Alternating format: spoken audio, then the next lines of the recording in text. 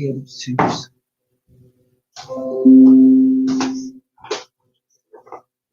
Good morning, everyone. I guess we are live. We've been live and we've been streaming for a couple. How long have we been streaming? Like 30 seconds. But listen, ladies and gentlemen, let's not worry about that. Let's not worry about me turning the lights on behind me because I was down here in a rush because all hell is broken loose. It does seem like right now, guys, it doesn't seem like there's any way going back in the Middle East. We're going to be focusing today on the Middle East and what's happening there. We're going to be focusing on what Pakistan has come out and said overnight by the Pakistanis are now backing Iran and standing in support of Iran. And they're calling for the Muslim nations in that region to stand up or they will be next. We're going to be talking about that. We're also going to be talking about the Iranian media claiming that they've shot down 3 F-35 Lightnings. Now, I don't know if this is true. Remember, ladies and gentlemen, in the business, people call this a dynamic situation. And what a dynamic situation means is I don't really know what's happening. I'm trying to make best case scenario and figure out what is actually happening. So, ladies and gentlemen, without further ado, I guess I need to click some buttons on the screen actually, because I jumped on here this morning and my computer had decided overnight to reset itself. Right, and we've got a new Google Chrome, but do you know what? I don't want to explore that yet. I want to go to this one. I want to go to that one. I want to go to my email because I've sent myself some emails and then I want to open these up. So guys, listen, if the F-35s have been shot down over, if the F-35s have been shot down over Iran, that is a massive game changer. I'm particularly not a fan of stealth technology because I don't think anything is stealth. I don't think stealth works. It would just show that all this technological equipment that people sell people, it is pointless. Remember, guys, the ace in the hole, the elephant in the room right now is the announcement that Pakistan, well, let me read it actually. Pakistan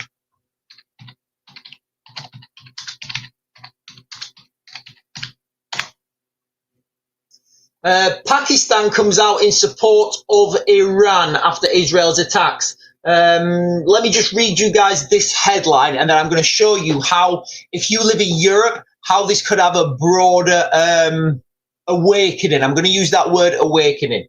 So this is literally from the mainstream now, guys. This is from open source media, so I'm not making anything up here, guys. Pakistan vows to stand behind Iran and calls for Muslim unity against Israel. Now, the question for you guys in the chat, is this. Do we think that means that the Pakistanis are saying that the Muslim community needs to stand up against Israel, only Israel, or Israel and their allies? Now, I don't know, guys. I wouldn't be able to speculate because that would be fake news. That would be setting scare and all the rest of it. So you guys tell me in the comments if you can read between the lines and think you mean, and try and figure out if you know what that statement means. The Pakistani defense minister says if Muslim nations do not unite now, they will each face the same fate. So could we potentially, on the streets of the United Kingdom, see some sort of, I'm going to use the word awakening, guys. I'm going to use the word awakening, but the awakening can be synonymous for a lot of things. I just need to be very careful on TikTok, the words I use. So right now, guys, that should be the front and foremost of all news outlets, but unfortunately, it isn't. So I am going to keep coming back onto that, guys. Now, let me get you this news about the F-35s, right? So for those guys who don't know, the F-35, it's like ridiculously expensive. They're touting it as the most sophisticated aircraft in the world. It can't be shot down. It's blah, blah, blah. Well, apparently, Iran are claiming to have shot down 3. Oh, hang on. Oh, it says 2 here. I'm sure it was 3. Okay, I'll go with this article, guys, because this article says 2, but I'm pretty sure it was 3. Whatever. Iran claims it has shot down 2 Israeli fighter jets as it fires missiles in response to Friday's attacks. Footage shows Iron Dome defense systems stopping Iranian missiles. Some appear to make it through, however. Iran claims it shot down 2 Israeli jets and that and that its response to Friday night's attack on its nuclear military infrastructure has begun. The reports emerged as smoke was seen rising from Tel Aviv as Iran launched missiles at the city. So right now, guys, I don't think anybody's targeting anything in particular. I just think the Iranians, and this is my speculation, guys, my opinion, I just think right now the Iranians are just, as long as it hits Tel Aviv, they're okay with that.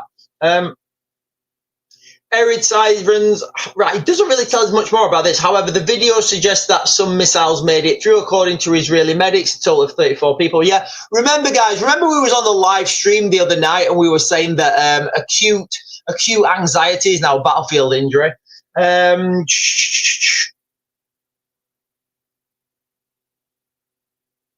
Yeah, so here we are, guys.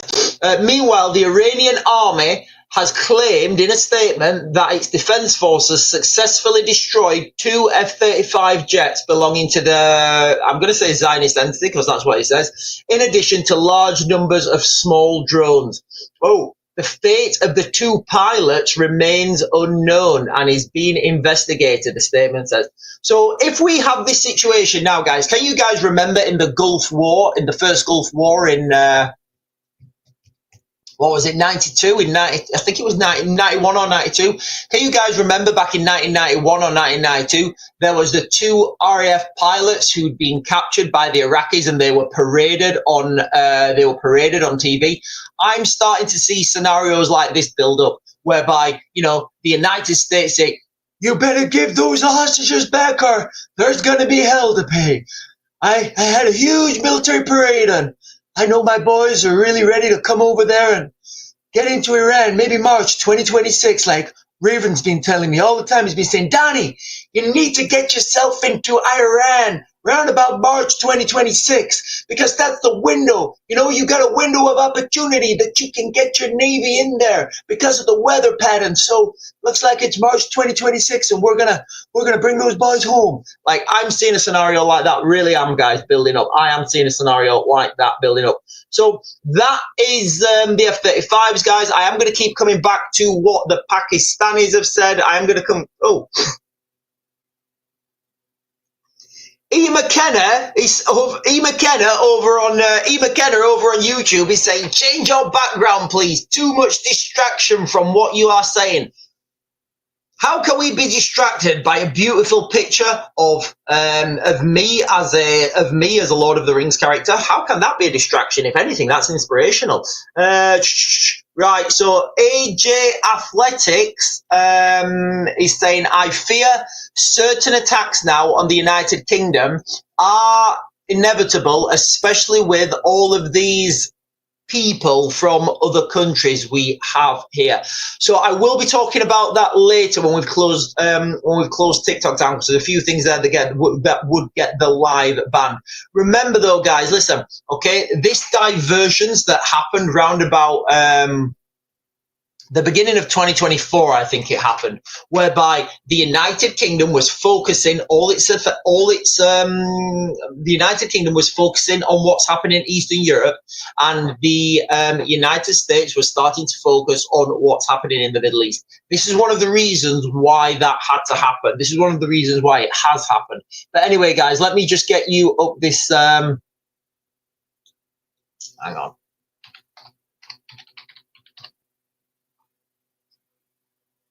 Oh, that's not it. Hang on. What's going on? Right, my computer's updated and it's going absolutely bonkers. Right, right, okay. UK jets moving to the Middle East. All right, so this is going to be a big one and people are going to be worried about this morning, but stop, do not be worried. Right, Starmer confirms UK moving jets to the Middle East, but urges Israel and Iran to de-escalate. Do we think they're going to listen to little Keir Starmer? I mean, come on, are they going to listen to Keir Starmer? They're probably behind the scenes. They're telling Keir Starmer what to say. The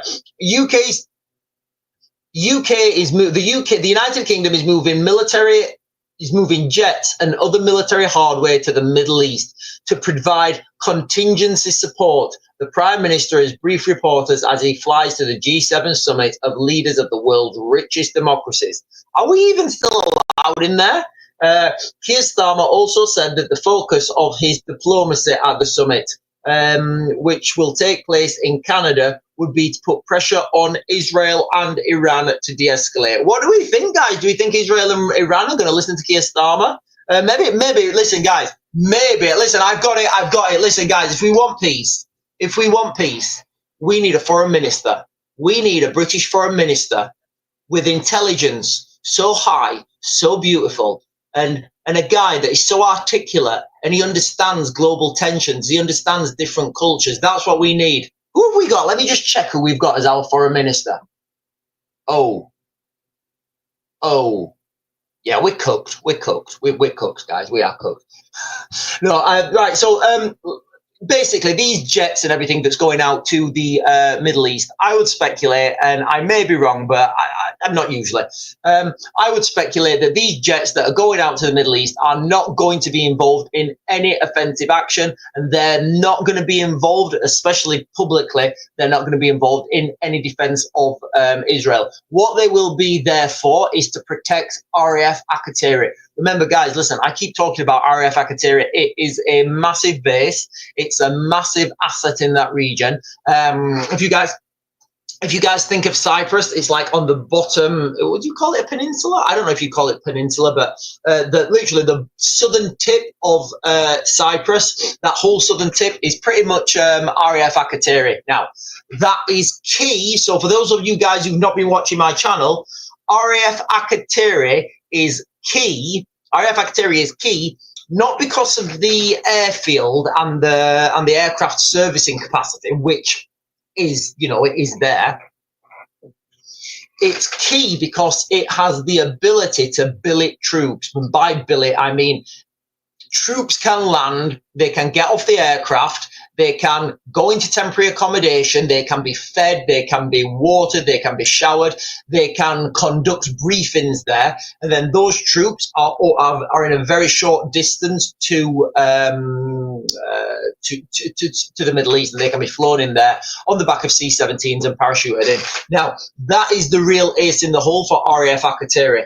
Anything else, realistically, guys, it can be done by aircraft carriers. Obviously, your bigger aircraft, your bigger logistics, supply aircraft, of course, they can't land on aircraft carriers. But the ace in the hole really is for RAF Akrotiri. It's the ability to house troops. Right, guys, I've been so rude. Let me come on to the comments on. Comments on TikTok. Right, ladies and gentlemen, listen. Hang on.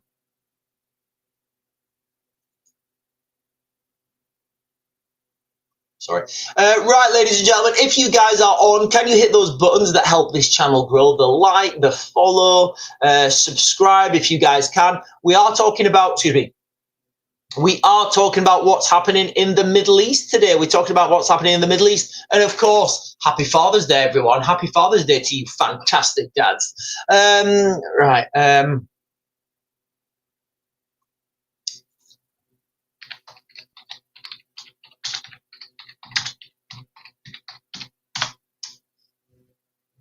Right, 4 hours, 7 minutes ago. Right, I'm just going to go on to this from 7 minutes ago. But first, let me get your comments, ladies and gentlemen. Let me get your comments over on. I'll get your comments on. I'll get your comments on TikTok, and then I'll go and look at the comments on YouTube. Okay, so it's me, joined Ivan, Cheryl, Lindsay, John. It's Nick. Digital Diva's joined. Hello, Digital Diva. Mackenzie, Sam Houston, Kate, Jodie Lee is saying morning. Good morning, Jodie Lee. Lots of people joining. Hang on, what's that? Mr. Tyler Evans is saying morning. When they look back at this period, do they think they'll say Russia, Iran, and Pakistan are allies? I would add, so I'm going to pin this, I would add North Korea to that as well. And right now, I do think that Iraq also is a vassal of Iran. So yeah, I would add I would add North Korea to that as well. And people write off North Korea, guys. You know, people write off North Korea, but trust me, they have production capacity there, and they can build lots of stuff really, really quickly. Sort of like, yeah. So we're talking about the you know, and the Axis and the Allies are now starting to draw those lines in the sand. Just quickly, guys, and I know I'm not really going to mention this much more, but in fact, I might do actually. Remember how I said India is going to be a big game changer, and wherever India's allies lie, remember India is a member of the BRICS nations, but also, you know, India is a huge trading partner to the West. And it does look like now that India are, I don't know, what should we call it? Blue team? Should we say India's blue team and Pakistan is red team? Should we say that? Good morning, Sharon Owen. Good morning, Linda Lou, Troy Nichols, AJ just following. Thank you guys for following. You guys, listen, ladies and gentlemen, if you're watching and you've not done so already, let me just cast back to 2023. In 2023, and you can go back through my videos.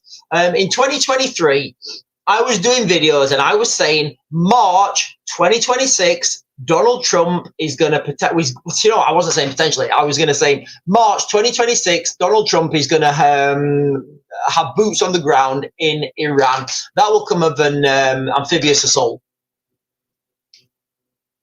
Right now, does that look like it's more or less likely? I don't know, guys. I don't know, you know, and we understand these footsteps. So I'm telling you guys what's happening, in what's going to come next, what's going to come in the future. This stuff that's happening now, it does seem like an inevitability, and you know, and a direct push to make that happen. Tyler Evans is saying, how far is Akrotiri from Iran? It's really, really far. So RAF Akrotiri is 400 miles from the coast of Israel. I don't know. Do the maths. I don't know. I do the maths. Caro is saying morning. AJ is saying hello Raven. April is saying morning right back to you, April. Thomas Vale, there's more live updates coming as we speak, guys. Thomas Vale is saying morning, Sean. I've seen lots of people complaining about RAF helping in the Middle East. Right, okay, guys, listen, I do not think that the Royal Air Force are going to be helping in the Middle East. Yes, they're sending jets, but I think, and again, ladies and gentlemen, listen, it's a dynamic situation. What do we mean what do we know when people say it's a dynamic situation? It means I don't really know what's happening. I'm just going to use the word dynamic. So it is a dynamic situation out there. I would speculate that that Britain is not going to get involved, and the jets that have been sent out to RAF Akrotiri, which I'm assuming that's where they've gone, are there to protect RAF Akrotiri. Now, you could argue that just having RAF Akrotiri open to X, Y, and Z countries is helping. But I don't think they're going to get involved by dropping anything out of the sky on anything in the Middle East. I just don't see that coming, guys. Maybe there's some sort of covert missions going out there where they're helping protect the skies. I don't know. I see that. I don't see the likelihood of that. Remember, guys, Israel and America, they got all the aircraft. They don't need nobody else's aircraft. Like, you know, remember the United States Air Force has the biggest air force in the world. It does. They don't need anybody else to help them. The second biggest air force in the world is the United States Navy. They don't need any more aircraft, guys. Trust me. They don't need our 5 Typhoons. They do not need our five Typhoons. And if our 5 Typhoons do get involved, that is going to break the British sphere I'm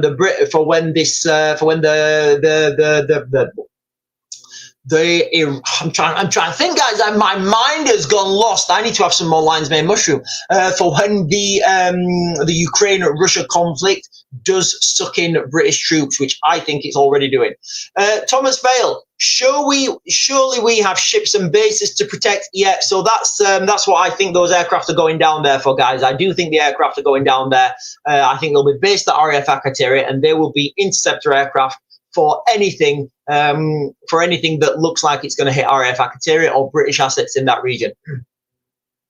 Jody Lee, do you think Iran's allies will join this war? Yes, I do. You know, we've not really heard anything from the Houthis yet, have we? I mean, don't forget, guys, we've got the Houthis that are stopping that shipping lane.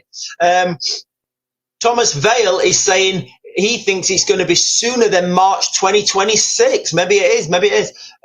Priv Carroll, just saw this article in Norway that USA has made its own group to fight electromagnetic stuff. Look, I mean, I think this is all coming as well as people are talking about. I think this is the end to NATO. As again, like NATO, it's what is it? What is NATO really, guys? It's a bunch of people and some documents written on pieces of paper. I do see an end to NATO whereby the United States is not going to support any hostilities in Europe, because remember, the United States have got bigger fish to fry in the Middle East. Snowdrops is saying, I saw that Israel didn't tell the UK about the strikes on Iran as they don't trust them. Do you know what, guys? Listen, I've got to be honest. I don't trust the UK either, and I'm British. But let me pin that, Snowdrops. I'm just going to pin that. Calling the UK a security risk. Yeah, listen, I would honestly, like, when you've got people like David Lammy and Keir Starmer in charge, well, it's up to you what you guys think. Hang on, I've just got a message through.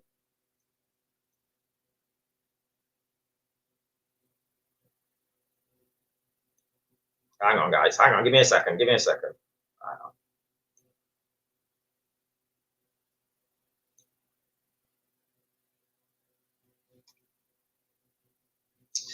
Right, so thank you for that, guys. Right, listen, guys, the news of the day that nobody's talking about, everybody seems to have blown it over, because I think it's like one of those things that people are in denial. Where are we? Pakistan vows, I'm just going to read you this, guys. I'm going to read you this headline, okay? Pakistan vows to stand behind Iran, calling for Muslim unity against Israel. Now, does that extend to, you know, Muslim unity against Israel's allies? I don't know. And if that was the case, I don't know. Do you think things would spill out in the United Kingdom? Do we have a demographic in the United Kingdom which would allow that? I don't know, guys. I don't know. Are there parts of the United Kingdom that don't speak English? I don't know, guys. I don't know. I wouldn't want to speculate on that, because that would be fake news. But let me know in the comments what you guys think. Right, Tyler Evans is saying, if the US Armed Forces are superior, why did they use Article 5 after 9/11? It was more of a solidarity. Yeah, remember, guys, 2001, September the 11th, 2001 was a long time ago. The world was very different back then. Yes, the US Armed Forces are superior. Now, the only time that NATO Article 5 has been invoked was after 9/11. Now, what happened then, guys? What happened then was war, absolute insanity stuff. So I think lessons have been learned from the mistakes there. So where you call, let's just put this into context, guys, right? Where you call Article 5, that means then that all these nations are fighting all these nations. And remember, like the Summer of Carnage that's coming to the United Kingdom, when you divide them, faction people, they're hard, you know, it's harder to understand what's happening. But what happened back then was the United States was fighting a conflict in Iraq and Afghanistan. That means that they were getting attacked from both Iraq and Afghanistan. So they'd split their forces and they were doubling the attacks. You see that now, guys, how they're using half a force and getting double the attacks. So what I think's happened is they've learned lessons from fighting wars in Afghanistan and Iraq. And rather than do that again, it would make more sense for the Americans to say, right, we're going to focus on Iraq, and Britain, you take the lead with the rest of the coalition into Afghanistan. That way, you're consolidating your forces, you're not doubling your enemies, and you're not splitting your command and control. Because remember, when you give up command and control, and have two colonels, those two colonels might not always see the right path. When you have 3 colonels, 4 colonels, 5 colonels, then you need to throw in in-house political scheming. It's absolutely chaos to try and command and control. So, I think there were certainly lessons learned after 9/11 on how to conduct multi-country conflicts. I think I should say. Yeah, wouldn't trust them either. Snowdrops is saying the government and civil service are compromised. Ladies and gentlemen, there are so many people following today. Thank you so much for following. Guys, listen, I really appreciate you guys that follow, the subscribers as well. Listen, last night, it was a bit of a drama. I did a subscribers video. I didn't put it on as a subscribers video. It got banned. I took it down and then had to repost it as a subscribers video, and it's still up. But yeah, it just shows you so the videos that I do, they do get flagged quite often. Right, I'm just going to jump over to YouTube. Wow, YouTube's going crackers, guys. YouTube's going crackers at the moment. Israeli press for the second Gulf War at the time. Israeli press for the second Gulf War at the time. I don't know. So John Anderson saying Israeli press for the second Gulf War at the time. I can't remember. I don't know what that is in response to. John Anderson is good morning to you, Lewis Ackers. Israeli, when Congress to start the Gulf War to take Saddam and the Middle East have never been the same. No, they haven't. Listen, right, I will always say this about the Middle East, guys. I lived in Baghdad for 5 years. I've lived in Syria. You know, I've spent a substantial amount of time in the Middle East. When people come out and say they understand the Middle East, I know for one thing for certain, they do not understand the Middle East.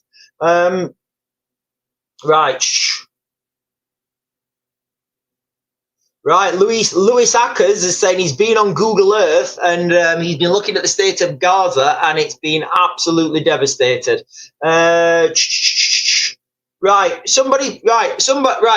Molina Franco. I don't know what that means. I don't speak. I think Molina Franco has given me a message in Spanish. I don't read Spanish. I'm sorry. You're going to have to put that in English. I'm sorry. Zisham is saying, what has Pakistan said? Well, I'll tell you, ladies and gentlemen, what Pakistan has said. Pakistan vows to stand behind Iran and calls for Muslim unity against Israel. Now, I am literally just reading that now, guys, from the mainstream. I'm reading that from the mainstream, and this comes from the Pakistani defense minister. This is from the Pakistani defense minister. So what do we think that means, guys? What do we think that means? What do we think that means to the Pakistani community? Do we think I don't know. I don't know what kind of communities you have where you live. But do you know what? Let's just have a look. Do you know what? I'm going to Google Pakistani community UK.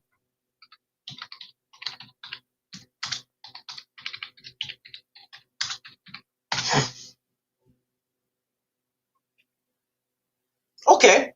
So I'm reading this now, guys, from AI, okay? This is literally from AI. The UK is home to the largest Pakistani community in Europe, with over 1.6 million British Pakistanis, according to a 2021 census. They are the second largest ethnic minority group in the UK and the second largest subgroup of British Asians. Historically, they have played a significant role in the UK's post-war reconstruction, particularly in industries like textiles and later in later in professions like medicine. Okay, so yeah, so according to AI, guys, the United Kingdom has a large Pakistani community. Let's have a look at what Wikipedia says, if it'll load up. British Pakistanis are Britons or residents of the United Kingdom whose ancestral roots are in Pakistan. This includes, right, we need numbers. I need numbers. Right, okay. So in England, 1.5 million, Scotland, 72,000, Wales, 17,000, and Northern Ireland, 1,500.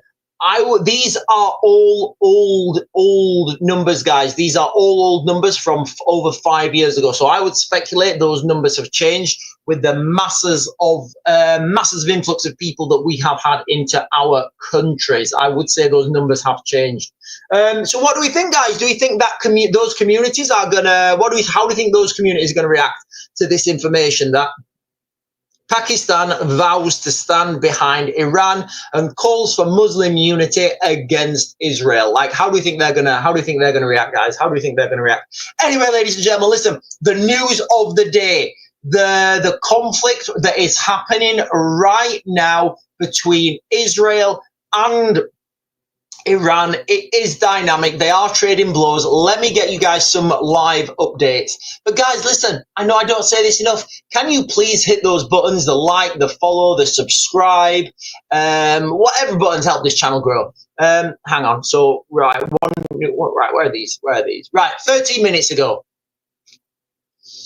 Right, so these are live updates, guys, okay? Iran has fired about 200 missiles at Israel since Friday, according to the Israeli government. The authorities have identified 22 impact zones where missiles managed to evade their air defenses. I'm near the scene of the missile strike in the central Israel city of Bat Yam. There's a place called Bat Yam. Okay, listen, I mean, maybe I don't want to live in Bat Yam, but if I didn't know that it would be struck by a missile, I'd want to live in Bat Yam. The missile caused significant damage. Israeli defense minister said that he had instructed the military to issue evacuation notices to residents living near military weapons production facilities.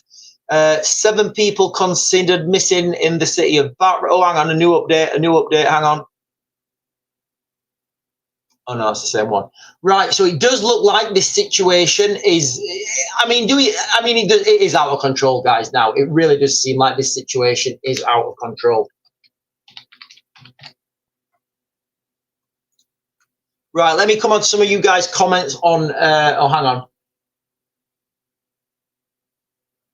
Right, there's also, guys, listen, I need to keep coming back to this, but British jets have now been deployed. British jets have now been deployed to the Middle East. I don't think these are on of an offensive nature. I think these are going to be there for as defensive, to defend British assets, to defend in what I'm talking about here, guys, in particular is RAF Akrotiri, which we know is going to be a target. Whether they strike that, we don't know. Snowdrops is saying, have Iran arrested a lot of people, Indian people, calling them Israeli spies? I wouldn't know about that. Paul Poops is saying, I had one day without watching the news and it was Friday. It felt so liberating. I should do it more often. Right, just a couple of comments, guys. Listen, couple of comments over on YouTube.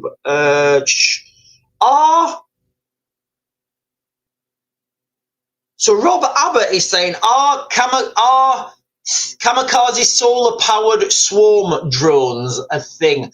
No, they're not. To have any solar power on a drone, it's just not feasible. The weight of the solar panels would be too heavy to be able to provide power to that drone. There are some lightweight perovskites, which is just basically it's a paint that you can put on you could put potentially on the wings of fixed wing drones, but even then you wouldn't really get any meaningful payload. So no, solar technology is not there. You can't have solar powered offensive drones. They just don't go fast enough. You can have really big, long drones, but the problem is, if you have it solar powered, that means it's very, very, very, very, very slow. And things that are very slow are easy to be taken down. So Lewis Ackers over on YouTube is saying, RAF show and display regional security, basically showing support to Israel and reminding the Middle East we are a reactionary force on case. Listen, guys, I've said this quite a lot. I don't see any scenario where the United Kingdom actively gets involved in this conflict in the Middle East. Yes, there will be some nations using RAF Akrotiri. Yes, there may be limited use of other ISR platforms. There may be limited special forces use. There may be some secret aviation missions. But as a whole, there's nothing like that the United Kingdom can contribute to this. We like as a country, we can't contribute anything, guys. I mean, the United States have the biggest air force, and they have the second biggest air force. You know, the Israelis have their foot in that location, and they have the biggest. You know, they have a foothold there, so aircraft can land, troops can land. You know, I genuinely do not see what the United Kingdom could bring to this party other than a fracture in command and control. And a fracture in leadership. I just don't see it, guys. I really don't see it. Listen, ladies and gentlemen, if you guys are watching, please do me those favors and hit those buttons, the like, the follow, the subscribe, all those things that help this channel go. Right, a couple of questions here. Interesting bits on here, guys.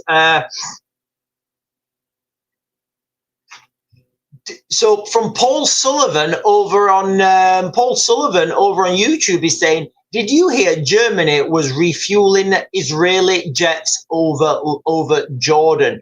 No, I've not heard that. But one of the things I said, hang on, wrong cursor. One of the things I was talking about when these strikes initially went in, the numbers that were coming out of Israel that the Israelis had used.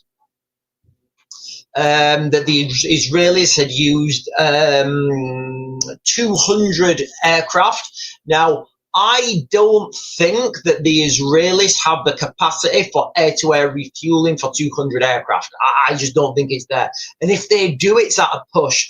So straight away, I was like, right, somebody else must have helped them conduct this airstrike, because that is a long way to fly from Iran. Sorry, to fly from Israel to Iran. It's a long way, guys. It's a long way. You need air-to-air refueling. You would need at least one, maybe two air-to-air refuelings, and I just don't see that the Israelis have that capacity with air-to-air refueling, and especially if you're doing the running mission. If you start then thinking about you might have to do dogfighting and evasive movers, that burns a ton of fuel. As we have heard, guys, in fact, I'm sure it was 3 F-35s had been downed, but the article here is saying 2. But 2, well, we'll go with 2 because that's what the mainstream is saying. I'm sure it was 3. Right, so question here from TikTok. Do you think? Hang on. I'm just gonna pin that. Right. So question here from Linda Lou. Do you think there might be Iranian sleeper cells in the United Kingdom that might mobilize if something happens in Iran? Well, I would say that's, do you know what? I'm going to say that the British government think that that's the case. The British government say that, that we have, hang on, let me get the official statistics.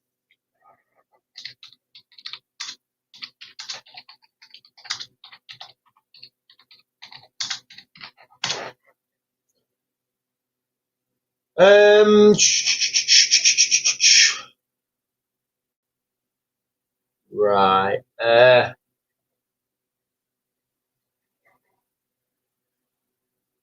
Right, I'm sure I had a number of 40,000. Right, here we are. In 2000, right, okay, so I'm just reading you this, guys. So this now, what I'm reading, okay, I have to do this way. So this now, what I'm reading is from the UK, what's the website? It's from the UK Parliament petitions or something.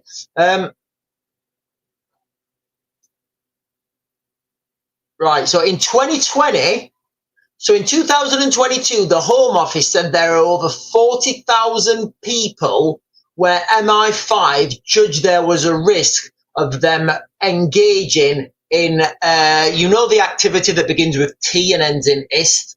So that's 40,000 people. We think people on this list who are in the UK should be deported, and that's just a comment. So in 2020, guys, the Home Office in the United Kingdom said there were 40,000 people. All right, so there were 40,000 people on a list of risk of them engaging in bad stuff, basically 40,000, and that was in 2020. Now, Do we think those numbers have gone up, or do we think those numbers have gone down? I don't know, guys. I would speculate that they've gone up because of the amount of people, new people. In fact, you know what?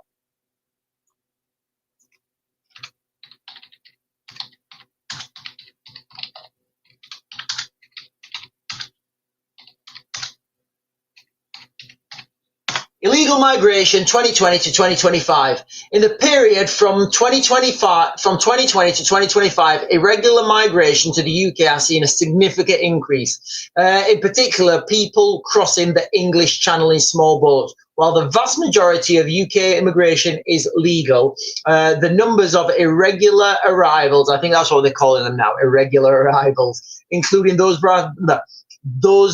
arriving by small boat, has risen substantially.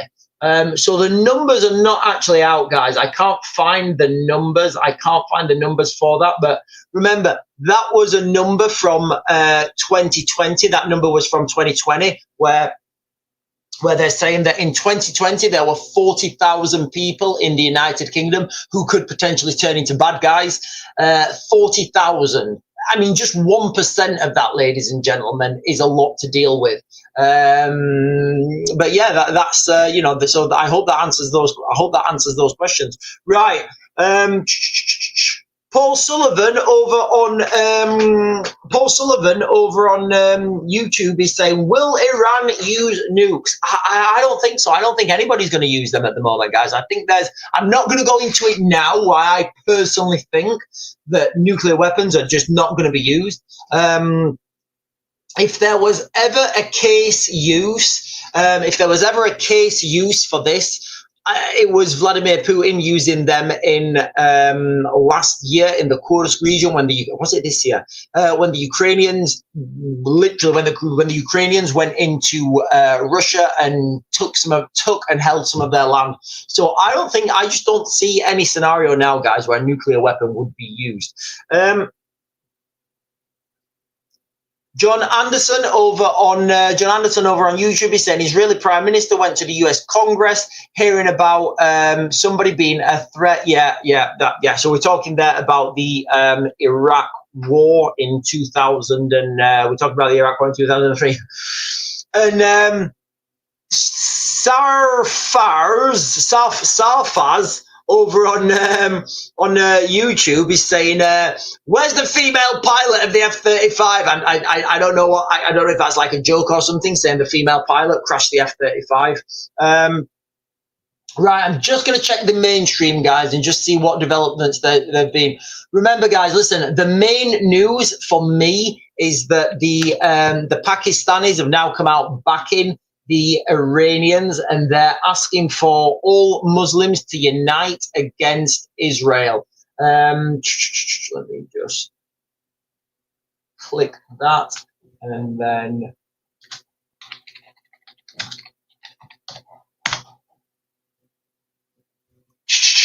right, where are we, guys? Right, it doesn't look like there's been any more strikes. It does look like these strikes have been kept to nighttime hours. But listen, guys, remember, all right, these aircraft and these these missions and these strikes,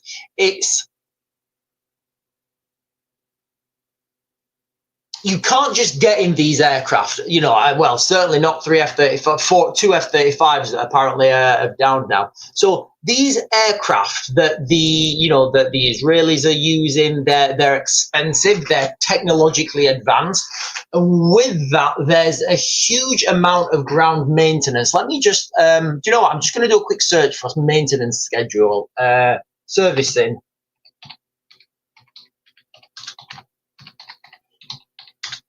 F-35. The F-35's maintenance schedule is heavily reliant on automatic logistics information system, and includes a mix of scheduled and unscheduled maintenance. Right, I literally just want to know how many.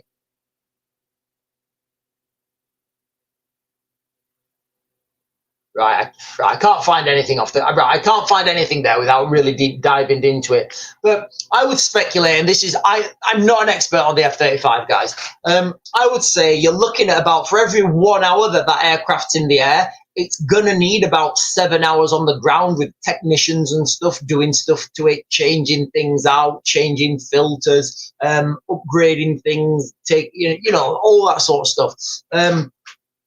So what's happening right now is you've got this really intense exchange where the Israelis have the capacity. But you know what, guys? Listen, do you know who realistically have an overwhelming, and I mean absolutely overwhelming air capacity? I keep saying it, the United States. People, I don't think people really understand the devastation that can be brought to bear by the United States, literally from the air. Can you imagine if the whole of the US Air Force and the whole of the US Navy went into that region and just started an aerial campaign? It's unbelievable, guys. Listen, before the Iraq invasion in 2003, I think it was 5 days. I think it was 5 days. It was 5 days of aerial bombardment. And look, when we moved over the border from Kuwait, we were passing things that had been struck that used to be tanks, and it was just like molten metal. There was nothing there. This is the air power that the United States can bring to bear. Now, I've said this so many times. If I was the Iranians living right next door to Iraq and I was watching that, I would say, there's nothing we can do about that. There's literally nothing we can do about that. There's no air defenses. There's nothing we can do about that. So what I would actually do is I would have put all my stuff, anything of any significant importance, I would have put that deep underground underneath the mountain where it just can't be touched. And that's what I would have done, guys. Right, Linda Lou over on TikTok is saying, I believe the 2 Iranians were caught spying a couple of weeks ago.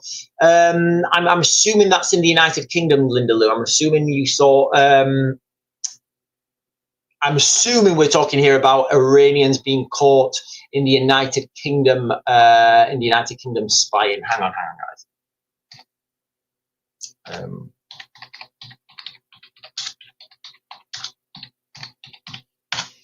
I'm trying to find out what's been happening with this. Oh, hang on. Breaking news, guys. Donald Trump has spoken. He's spoken. Right, where is it? Oh, where's that? Right. Literally. Trump issues warning to Iran as Tehran and Israel exchange strikes. President Donald Trump says that if Iran attacks the US in any way, it would face, listen, what have I been saying? It would face the might of America's military at levels never seen before. Meanwhile, Israel says sirens were activated overnight due to strikes from both Iran and Yemen. So it doesn't look like the Houthis are firing now. So look, guys, I think this is going to happen by accident. Now, what I would speculate, and if I was Iran, and I'm not, I'm in the United Kingdom, I'm certainly not going to pretend I'm a country because I'm not a country. No man is an island. What I would say is if I was Iran, I would start targeting these air-to-air refueling aircraft, because without those air-to-air refueling aircraft, they can't send airstrikes. That's just the reality, guys. That is literally just the reality. So if I was Iran, I'd start doing that. Now, and I don't know if they are, but if the United States are assisting,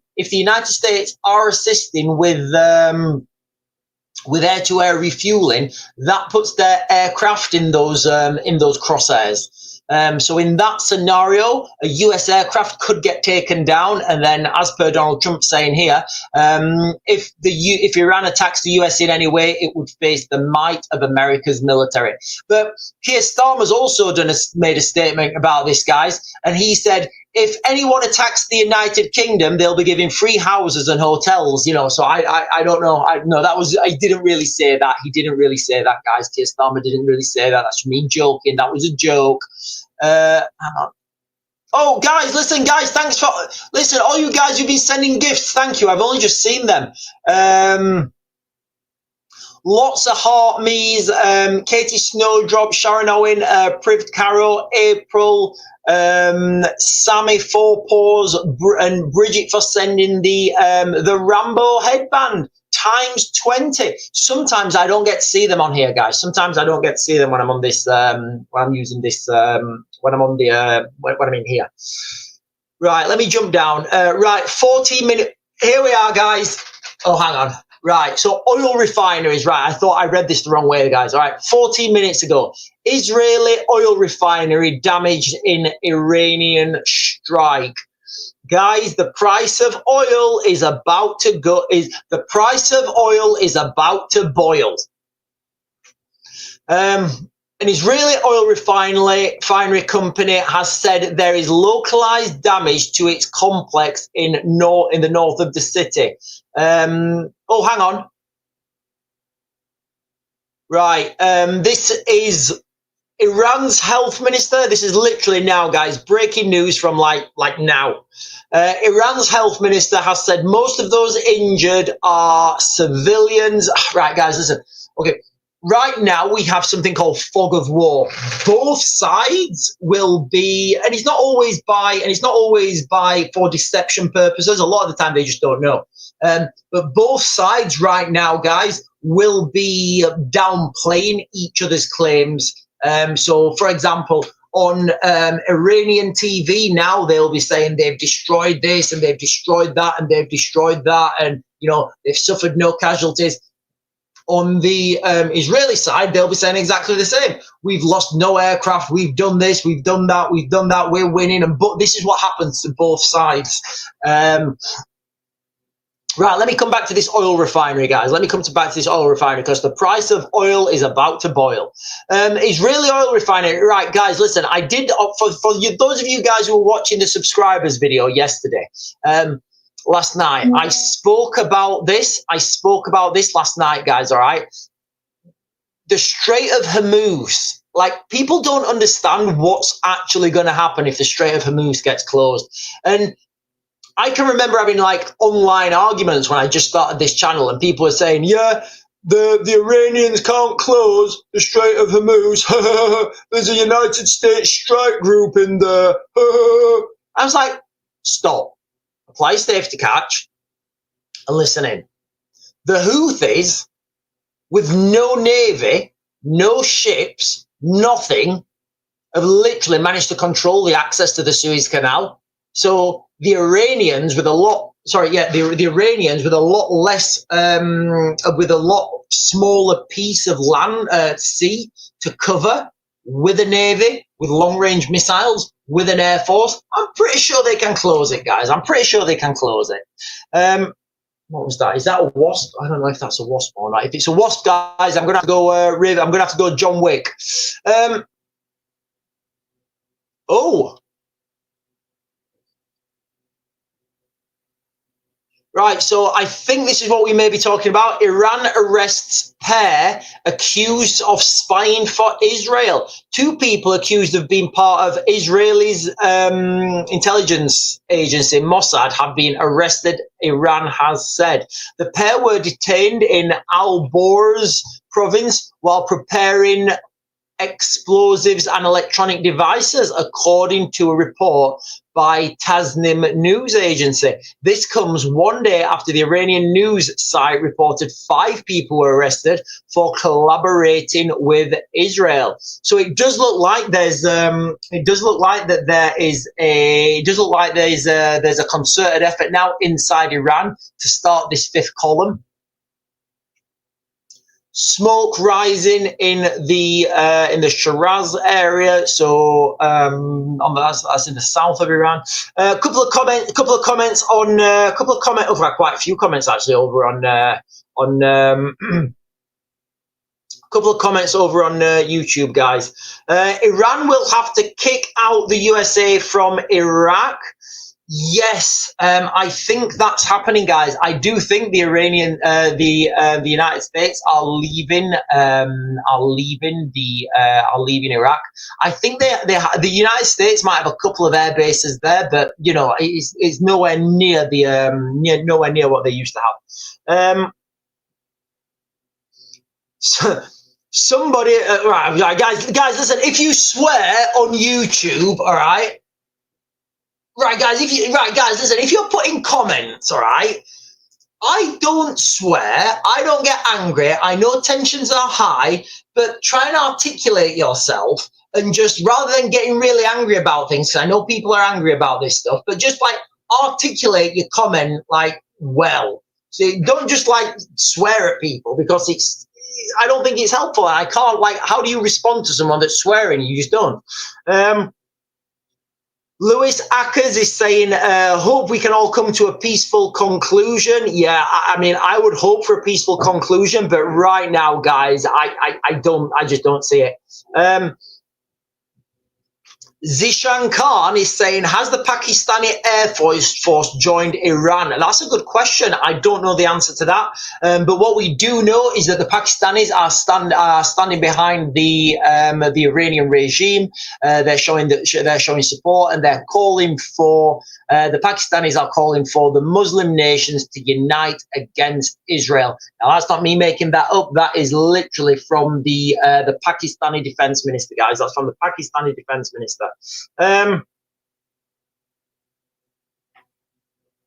Oh, right, and then another Z. Right, okay, so what's fake news here, guys? So Zishan over on YouTube is saying it's fake news. What is fake news? Is it fake news that Pakistanis are backing Iran? Because I'm getting this from a lot of news outlets now. There's a lot of news outlets now reporting that the Pakistanis are standing with Iran. There's like literally loads of articles, guys, like from 19 hours, 6 hours, 21 hours, yesterday, 19 hours ago, yesterday, 16 hours ago. So it does seem like that is, they are really, feel like that they're bros now. Jacqueline Butterworth, thank you for subscribing. Thank you so much for subscribing. Guys, listen, for all the people who've subscribed, thank you so much. Yesterday, I did a video. I posted it. I forgot to post that video as a subscribers video. That video got taken down straight away and I got a strike against me. I had to re-upload that video as a subscribers video and it's still on there now. So a lot of the content I do, a lot of the content I do as a subscribers video, it is content that would normally get taken down. So that's why I have to do it as subscribers videos, guys. How do I follow you on YouTube? Says Jacqueline. Guys, listen, go and search for me on YouTube. My name's the same on YouTube, The Real Raven One. The Real Raven One, guys. Oh, hang on. Yeah, I'm Real Raven 1 on YouTube. I am going to be streaming. Oh, right, guys, we are triple streaming at the moment. We're streaming on YouTube. No, we're not triple streaming at all. We're double streaming, but we're going to be triple streaming. We're streaming on TikTok. We're streaming on YouTube, and we are going to be streaming at some point on X as well. All those names are the same, The Real Raven 1, and it's all the picture of my beautiful face. It's the same picture. Hang on. Right, Gemini Blessing is saying, good morning all.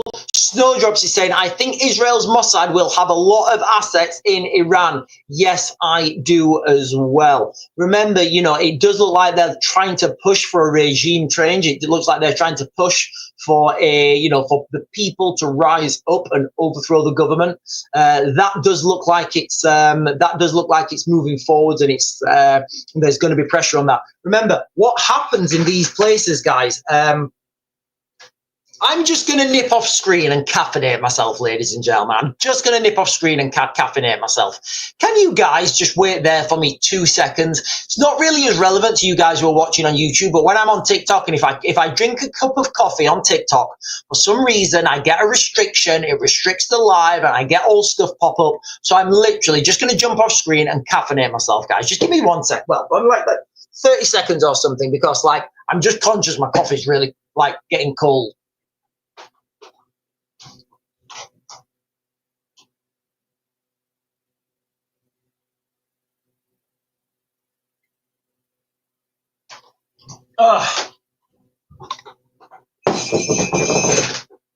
By the beard of Zeus and Odin's eye. Whoo! Well, that hit the spot. Right, where are we? Right, okay, so just on the chat, it's the some of the chat on YouTube, they're talking about the Pakistani Air Force joining, going and joining and supporting the Iranian Air Force. First they asked the question, then they said it's fake news. So I guess, you know, do you know what? I'm gonna do a Google search on this.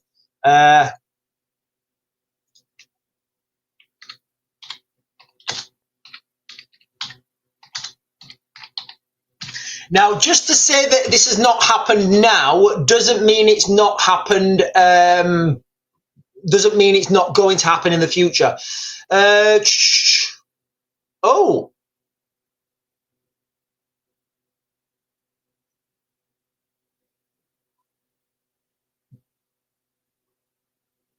No, I'm not seeing anything here, guys. I'm not really seeing anything whereby the Pakistani Air Force have joined. Yeah, I'm not seeing anything in the mainstream about that. But I'm not saying it's not happened or it's not going to happen in the future. I'm just saying I can't find anything. I can't find any updates now. But guys, listen, the news of the day and the main crux, I think, should be that Trump issues warning to Iran. President Donald Trump says that if Iran attacks the US in any way, it would face the might of America's military at levels never seen before. If you guys attack the United States, you're gonna see the whole might of America's military at levels you've never seen before. It's gonna be a really beautiful thing. I saw those guys yesterday at my birthday parade, and every one of them, they were saying, Donnie, when are we going back into the Middle East, Donnie? Because we just got to be back there in the Middle East. We got to get that oil. I mean, Operation Iraqi liberation. We need that Operation Oil, Donnie, because we love that oil for these big V8s. Right, let me jump down. Oh, right. Number of people in Israel that have transcended to a beam of light rises to 12. That seems low, guys. That seems like a really low number of, I mean, thankfully, but that seems a really low number of people who've transcended to light. As of 9 a.m. this morning, Israeli's health minister says 12 people have transcended to beam of lights over the last few days. This takes overall to 15, including 3 people reported earlier yesterday. The ministry said 385 people arrived at the hospital with injuries. Remember though, guys, okay? Remember, what we said is at this point, you get this fog of war. So both sides will be playing things down now. This happened massively, and I witnessed this firsthand when I was in Ukraine. What was it, 22? You know, I witnessed it firsthand, seeing things, and then the media reporting different things. Fog of war, dynamic situation. Remember, what do we mean by dynamic situation? When somebody says it's a dynamic situation, it means I don't really know what I'm talking about, or I don't really know. I know what I'm talking about, but I don't actually know what's going on because the reports are different and it's very difficult to understand. But remember, now acute anxiety is a battlefield injury, guys. So acute anxiety. Acute anxiety is a battlefield injury, not industry. EG News is saying good morning to you, EG News. Gemini Blessings is saying some laughings. 4 Paws is saying tap the screen, guys. I don't say these things enough, do I? I don't say tap the screen enough. I should say that a lot more.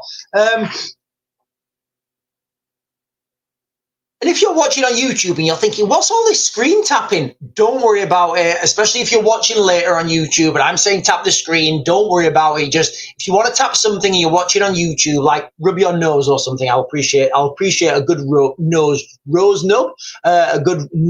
rub. Stu Hatch is saying, is Iran firing all its old stick first to weaken the iron shield, I think we mean Iron Dome, before it sends the good stuff? I think the use of these smaller Shaheed drones, I think that's the main. I think that's the main depleter, really. I think that's the main depleter of air defenses. You know, the production capacity of those Shaheed drones has gone absolutely bonkers since the Ukraine Russia-Ukraine war. Because remember, the Iranians supply the Russians with huge amounts of Shaheed drones, so their production capacity will have gone up. So that means that because it's gone up, they can get it, like you can surge your capacity. So, but you can only surge it for so long. Then you have to, oh, hang on, there's been an update. Hang on, guys, live updates. Let me just get this. What's this? Where's that? Right, 6 minutes ago. 4 women from the same family were transcended into a beam of light in northern Israel overnight. No, I mean, look, guys, all loss of life here on all sides is just, it's just terrible. Yeah, I mean, you can't imagine, can you? I'm looking at the pictures now. You know, yeah, I'm looking at the pictures now. You just can't imagine, can you? Like imagine if you were an Israeli. Imagine if you were an Iranian, and you yourself have done absolutely nothing wrong. You voted for the other guys. You know, you don't want any of this to happen. All you want to do, literally, is take your kids to school on a Monday, have a dinner with your family on a Friday, and go to the park on Saturday. That's all you want to do with your life. And then the next thing, there's these big in your whole life. Like, and guys, look, and like if you've ever witnessed, and I have, one of the, like a block of flats that's been hit by one of these 1,000-pounders or something, and you look and you stand there and you look up, and you can see everybody's homes, you can see everybody's lives, how they used to live, and like separated by these bits of concrete. You know, you think like those people's lives now are over, and they're the ones that you can see. There's obviously the big hole in the middle that you can't see because there's nothing there. You know, it's absolutely, it's just the devastation, guys, when these things happen. It's unbelievable. Right, sorry guys, let me jump down and get these comments.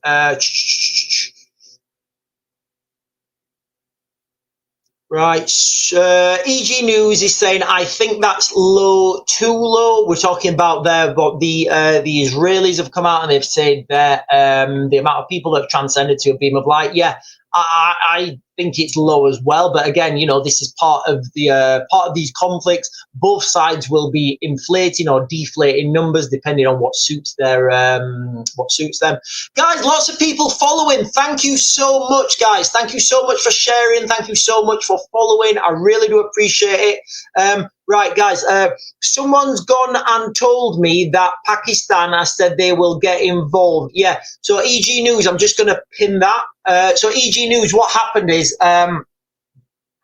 the Pakistani defense minister, I think overnight, came out and said that, well, I'll tell you exactly what he said.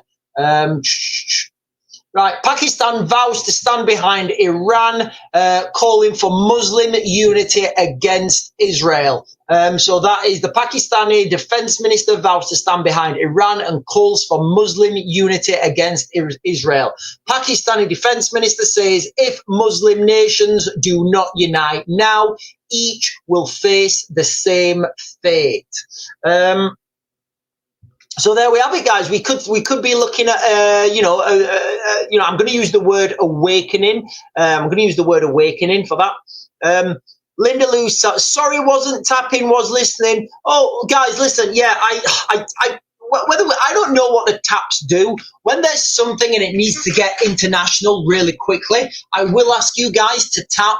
But apart from that, guys, just listen and be prepared and be aware. I am going to tell you shortly what is going to be coming and what I think is coming to what's going to be coming in the United Kingdom.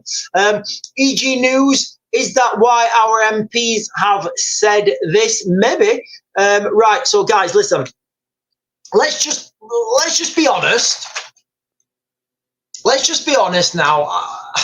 Hang on. Where do I put this? I don't want to sound like a douche, and I don't want to sound like a douche, but I think it's relevant that I think it's relevant just to give credibility to what I'm going to say next, right? So I think it's relevant that I talk about what's coming next. So I've been predicting all this stuff, guys. I've been predicting all this stuff. I've been saying when it's going to be. I've been saying when it's coming. I mean, literally, guys. Like I think on Wednesday, literally, guys, on Wednesday, I did a video. I said, guys, everybody get ready for Friday the 13th. I'm saying that there's going to be a global event on Friday the 13th. There were so many markers, so many geopolitical markers and movements and military assets moved into place. Something was bound to happen on Friday the 13th, guys. I've been talking about all these things that we're seeing now, like over a year ago. Remember, House Resolution 559 in the United States, which was passed on the 1st of November 2023. The United States will not accept Iran getting a nuclear weapon, and they will take all means necessary to stop that. So we understand the direction of travel. So when I'm saying things like the Summer of Carnage is coming this year to the United Kingdom, it is coming, guys. We're starting to see this. We're starting to see these things unfold. So now we've got added fuel to that. Can you see here, guys? Pakistan vows to stand behind Iran, calls for Muslim unity against Israel. So now we're going to have another divisional line on our streets, potentially, whereby we're going to have the Pakistani community now. They've been told that they have to, unite against, literally, I'll read it again. Pakistan vows to stand behind Iran, calls for Muslim unity against Israel. So there we have it, guys. We have another divisional line on the streets of the United Kingdom, because then you're going to have people who are pro-Israel, and they're going to be, they're going to be marching and they're going to be protesting, and then you're going to get all this carnage. This is why I call it the Summer of Carnage, because there are so many divisional lines, guys. It's unbelievable. Now, I'm going to talk about the winter of doom for a moment. So that's what's coming this summer. I mean, we can see it now anyway. So the winter of doom is going to be, I think we're going to see, when it starts to get cold, we're going to see the first instances of politicians, police, high-ranking military officials be targeted. That's what I think is coming, guys. I really do. I think that is coming. Because when you look at an insurgency, that's how it happens. Because you'll get an amount of people that, like, I don't know, for whatever reason you're protesting and you're out on the streets and you're protesting, people will understand it doesn't affect anything. And it doesn't affect anything. It doesn't change anything. People look out the windows and say, oh, look at them protesting. What are they protesting over?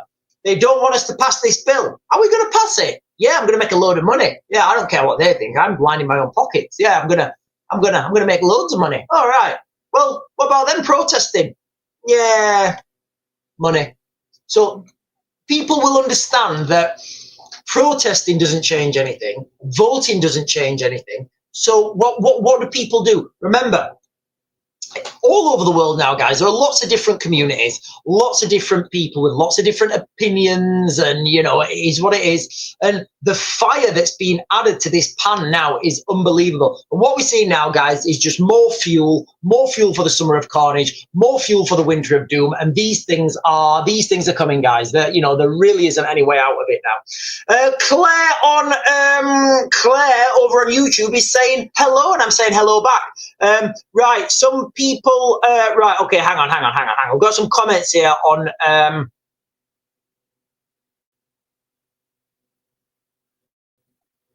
Hang on, hang on, hang on, hang on, hang on, hang on, hang on, hang on. Right, loads of comments over on YouTube, guys. Right, I'm just trying to get down them because it's a lot of these comments are people talking to us themselves. Gavin Ritchie over on Gavin Riches, sorry, over on I used to know a guy called Gavin Ritchie. Over on YouTube is saying, I heard a statement from Pakistan that the world is going to be shocked when they let that missile over to Israel. Right, let me try and find this. Let me try and find this. Let me try and find this on the mainstream.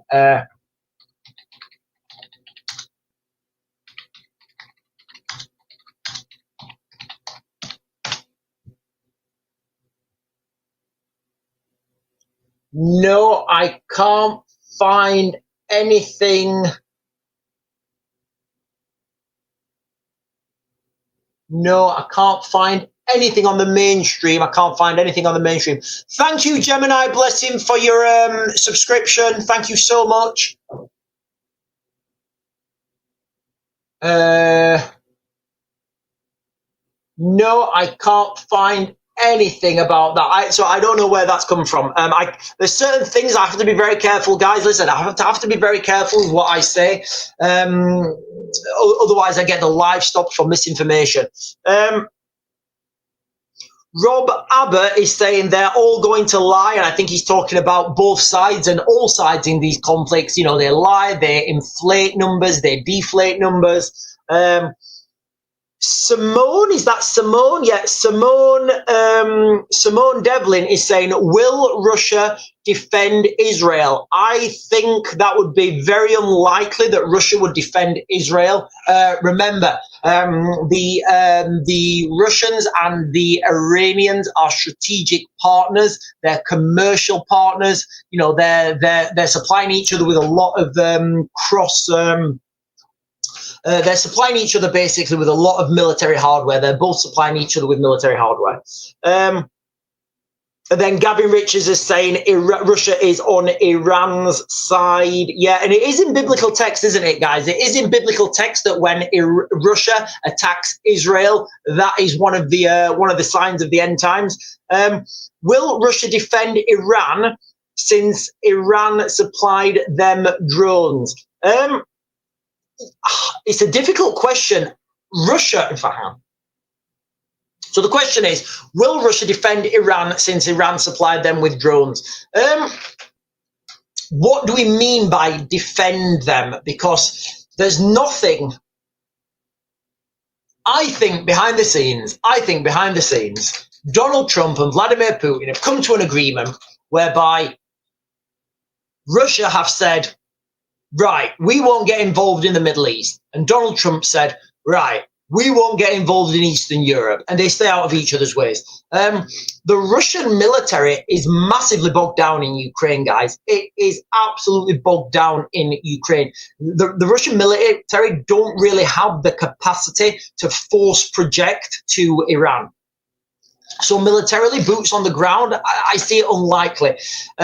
With air defenses, again, you know, the Ukrainians are putting drone strikes into Russia. So I would say the Russians need all their air defenses back at home.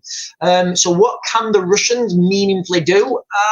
I struggle to see what the Russians could meaningfully do to support. Of course, you know, they will do whatever they can, but I don't think they're going to leave themselves open I don't think they're going to leave themselves open. You've got to look at the numbers of these things, guys, okay? Russia is right next door to Ukraine, so they can force project. Is it even force projection if it's right next door? So they can get they can have that movement over there. When we're talking about a Russian deployment to Iran, that is a huge undertaking. That takes a lot of logistics. It takes a lot of aircraft. It takes a lot of ships. And again, I just don't see that capacity. When we're talking about Iran and Israel attacking each other, the Iranians and the Israelis, neither of them neither of them have the force projection.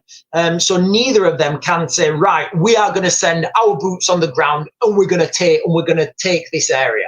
Neither of them can do that, guys. So at best, between these two nations, it's going to be an aerial campaign. But look, and again, I have to not caveat, but I have to say this because I've been telling you guys this is coming for such a long time. The only way to confirm that those military, that those nuclear systems, those nuclear silos have been taken out is with boots on the ground, guys. That is realistically, well, not even realistically, literally, that is the only way you can do that.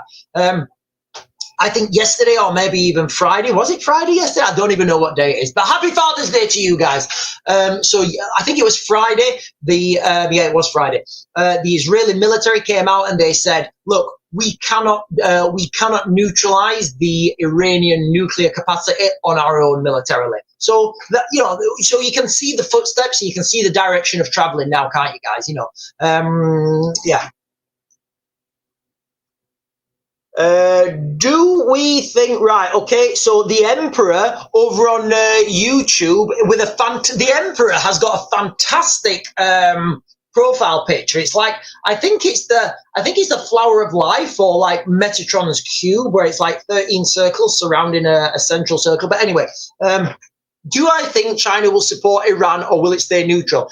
I think they're going to stay neutral, guys. I think if it was me, I would stay neutral. I'd be like, listen, I'm going to let you two guys like absolutely like destroy yourselves, and I'm just going to build my infrastructure. That's what I'm going to do. Right. Claire is saying Iran has threatened America and anyone who helps Israel. Yeah, so I think what we talked about here is, and again, look, guys, I've got no information on this. I don't know if this is happening. This is my own speculation, right? I think that somebody helped the Israelis air-to-air refueling. I think somebody helped the Israelis air-to-air refueling of their F-35 jets. Now, the main person who I think would have been helping them would be the Americans, and I think they would be operating out of RAF Akrotiri. But, you know, that is literally my own speculation, guys. I've got nothing to back that up.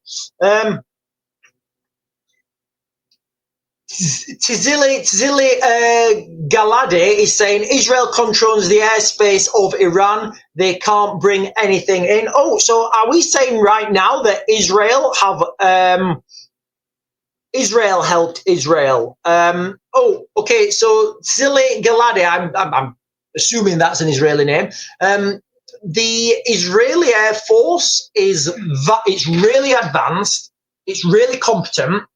But the Israeli Air Force, they do lack the air-to-air refueling capacity that they would need for a long campaign like this. So my question would be, who would be helping them with air-to-air refueling? Because I don't think that they have the capacity to service that many aircraft. And remember, guys, okay, when we're talking about these aircraft, they do need ground hours to service. So right now we're seeing this really hot exchange. At some point, those aircraft are going to need to be grounded. Once you ground them, you need to start servicing them. Things break, things stop working, all sorts of stuff goes wrong with those aircraft. Right, hang on. There's there's quite a few comments here on. Right, Tzili Gilade. Am I saying your name right, Tzili Gilade? Am I pronouncing your name right? I hope I am, Tzili Gilade. I hope I'm pronouncing your name right. Right, so Claire is saying America has apparently, right, okay, we've got some breaking news here, and it's saying America has confirmed they helped stop missiles. Right, let me just do this, guys, because this is a massive two fingers to Iran. Let me just check this, guys.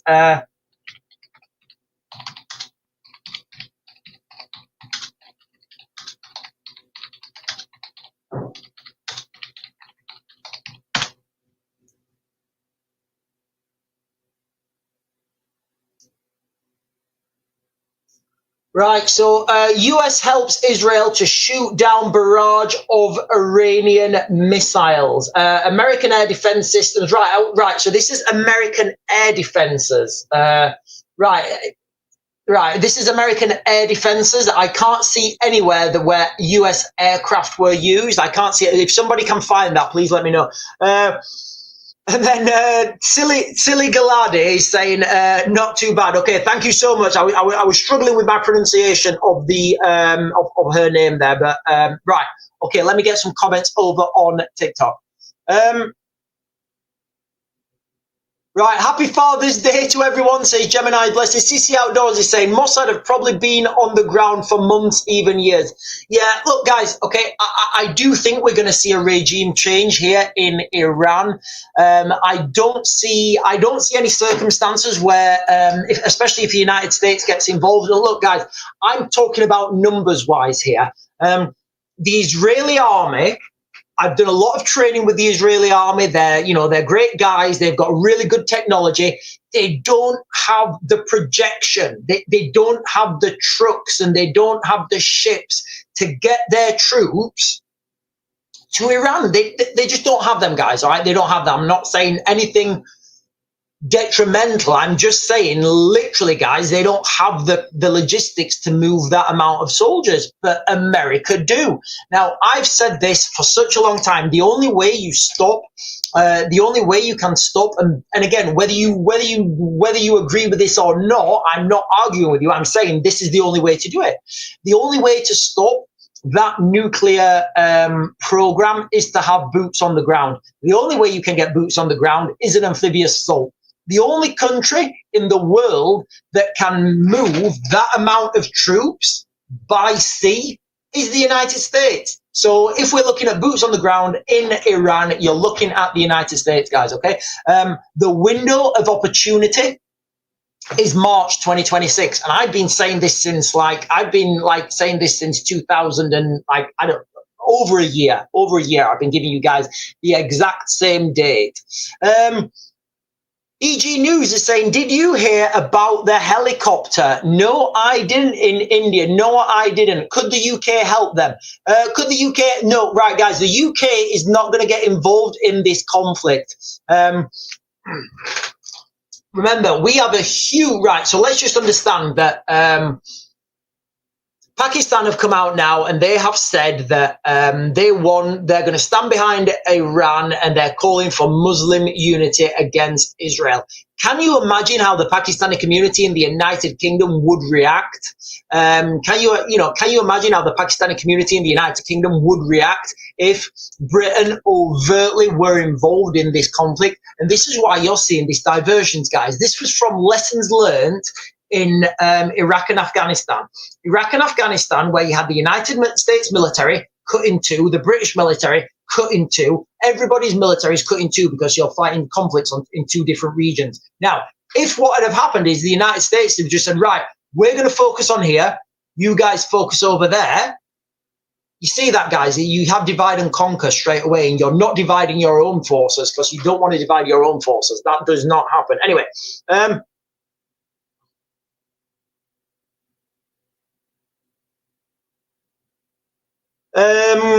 Silly Galadi here over on YouTube is saying it will end with either diplomacy or the regime will fall. I do think we're going to have boots on the ground, guys. I do think we're going to have US boots on the ground. Claire is saying, my question is, what country is the IRGC fleeing to? Probably Britain. Yeah, they probably come. Yeah, who knows? Who knows where they're fleeing to? Air Hammond is saying, and he's got a picture of, I don't know what that aircraft is. The US does not have the power to achieve victory through a proxy warfare. Neither does it have public support for this away stuff. Paper tiger. Right, okay. Let's be clear, the United States is not a paper tiger, guys. The United States is not a paper tiger. Like, the United States has the biggest, most powerful military literally the world has ever seen. Not only does the United States have the biggest, most powerful military, not only does the United States have the biggest, most powerful military, you can't attack the United States. Like, it's just, like, you can't attack it. How many times have you guys heard me say when I'm talking about Ukraine, when I'm talking about the conflict in Ukraine, I've said, right, you need to get up to the River Dnipro because the ground dictates your movements. Like, the United States is unattackable. You cannot attack the United States, guys. It's not a thing. Don't even think you can. So the United States can do whatever they want in their own country without the threat of somebody attacking them. And they also have the biggest military. The United States, under no circumstances, are a paper tiger. Yes, I agree. They don't have the public support for this, to fight a war away. I agree, but I think public support will be there in by March 2026, or just before March 2026. Emperor is saying, I saw a military airplane from China on flight radar. It was going to Iran, and before crossing the borders, it disappeared. I think it was carrying military supplies. Yeah, it could have been, it may have been, it may not have been. You know, the reality is, I don't know. Air Hammond, how does one summit amphibious forces abroad when they have GPS targeted missiles? Right, okay. Okay, right, so. Okay, so where do we go with this? Where do we go with this to understand the military precision? Right, okay, so the US Navy, guys, the US Navy has the world's second biggest air force. And the world's biggest air force is the US Air Force. So just like conceptualize that. And I don't think people understand what that actually means. So the US military invading Iran. First of all, before they sent those amphibious assault ships in, there would be a huge aerial bombardment of the whole of Iran's anything that could strike those ships. Air Hammond is talking about amphibious assault when the other guys have GPS targeted missiles. Well, GPS targeted missiles rely on satellites. I'm pretty much sure that you can take out satellites with an F-16. So, first of all, you take out the satellites. That would stop any GPS-guided missiles. And, it's very easy to do if you have that air capability. Remember one of the things we were talking about on this channel? You remember when the drones were out there and everybody was talking about the drones over New Jersey? Oh, there's drones over New Jersey. There's drones. It's aliens. It's aliens. And you've got that one woman saying, do you know Jesus? Oh, we love Jesus. I know Jesus too. He's a beautiful, baby Jesus. Like, can you remember that, guys? That was a real thing. We actually witnessed that. After watching those drones for about 10 seconds, I was like, no, this is US military conducting their own operations. They are using their guys, and go search this out, okay? If you go search this out, the Northrop Grumman Manta Ray drone. Now, the Northrop Grumman Manta Ray drone is a submersible drone, and I would speculate, this is just from me knowing the industry, that what they were doing is they were launching drones the Manta Ray drone was coming up to the shore in New Jersey. They were launching the drones out of this manta ray. They were conducting whatever reconnaissance they were conducting, operating with Starlink, because that's what they were doing, and then they were flying back to the drone, and then that drone was going off and rendezvousing with a ship, with a submarine in potentially international water. So you'll see all this sort of stuff happen on that southern coast of Iran before any movement into that region, guys, before any movement goes into that region. So it's achievable. It's very achievable. And, let's not forget that the US Navy have some very sophisticated air defense on their ships. But anyway, I hope that has answered that question. Oh, and Air Hammond has put great answer, bro, and a thumbs up, so thank you so much. Listen, guys, I do this live, all right? I do this live so you guys know what know that I know what I'm talking about, because you get a lot of these people, a lot of other people, they come online and they do a video and they literally regurgitate what somebody else is saying. I don't know what the questions are. I don't know what questions you guys are going to be asking me, and I always answer those questions relative as competently as I can. And because I answer them in real time, you guys know what I'm talking about, because I'm not going, hang on a minute, let me think of this, let me think of that. Obviously, I do look at the news sometimes when I have to update it, and I do click things when I'm looking for breaking news. Right, Gavin Riches is saying, the Israeli president caught a flight to Greece. The coward starts a war but can't stick around. Okay, right. I don't think we should call anyone a coward. I don't think we should call anyone a coward, especially a president of Israel. I mean, look, the president of Israel can get in whatever deep underground bunker he wants to get in. So I don't think he's flown to Greece because he's scared. Taz Khan is just saying, why is Israel attacking Iran? Well, there's lots of reasons why Israel's attacking Iran. If you're asking me, Israel is attacking Iran because in 2023, a law was passed in the United States that said the United States would not accept Iran obtaining a nuclear weapon, and two, the United States would support freedom of action for anyone that wants to stop Iran gaining a nuclear weapon. Right, a couple more comments.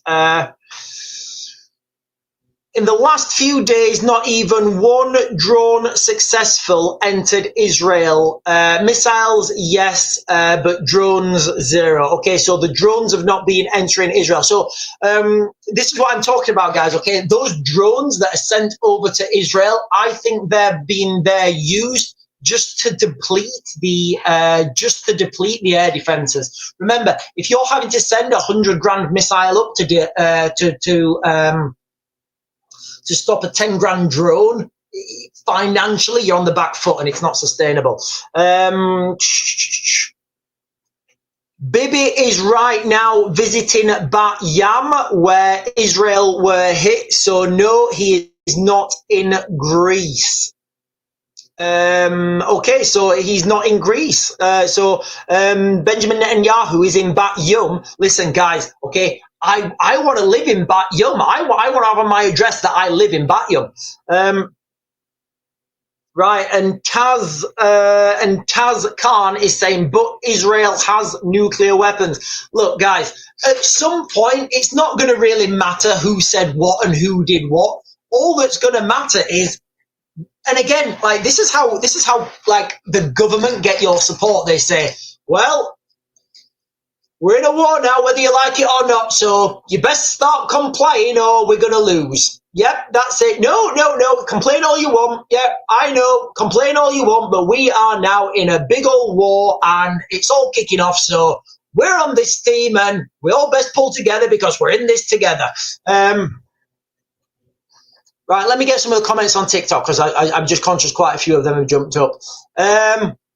Israel calling UK cowards. Well, Keir Starmer. Look, guys, I'm not criticising. I'm not criticising anyone that calls our government cowards. I'm really not. I'm not ashamed to be British, but I'm ashamed of the government that we have right now, guys. I really am.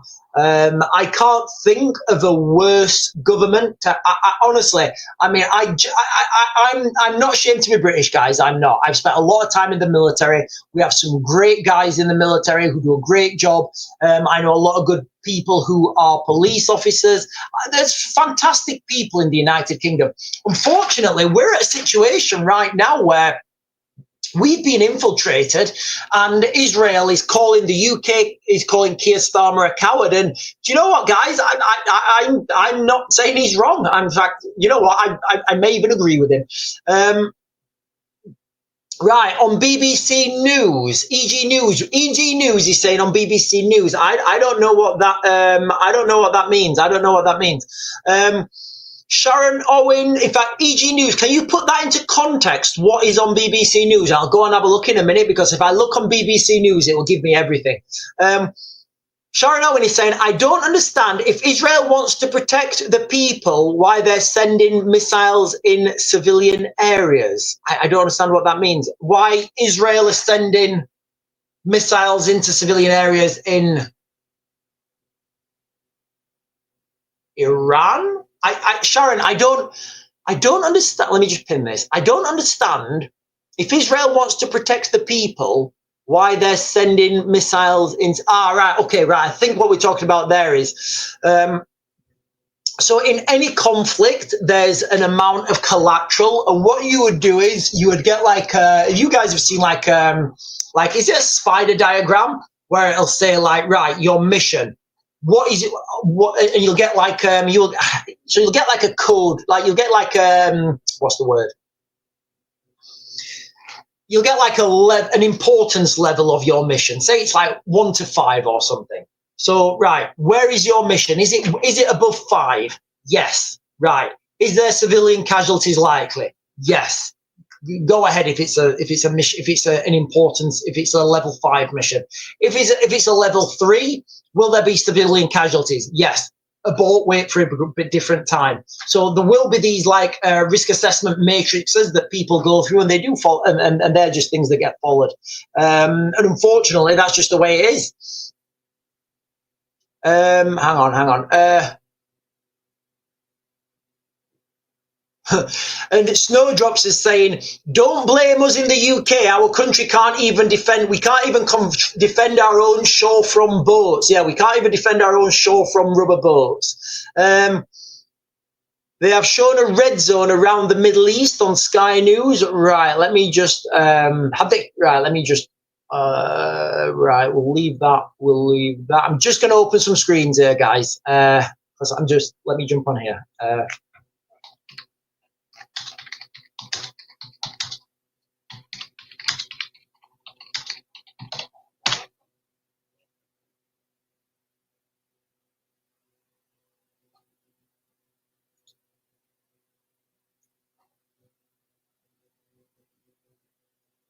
Right, I can't find anything. Right, I can't find anything. Anyway. Right, I'm just going to get all these comments on TikTok, and then I'm going to go over to YouTube and get those comments as well. We've done that. Sean, what's your personal view on what's happening? Do you agree with attacking Iran?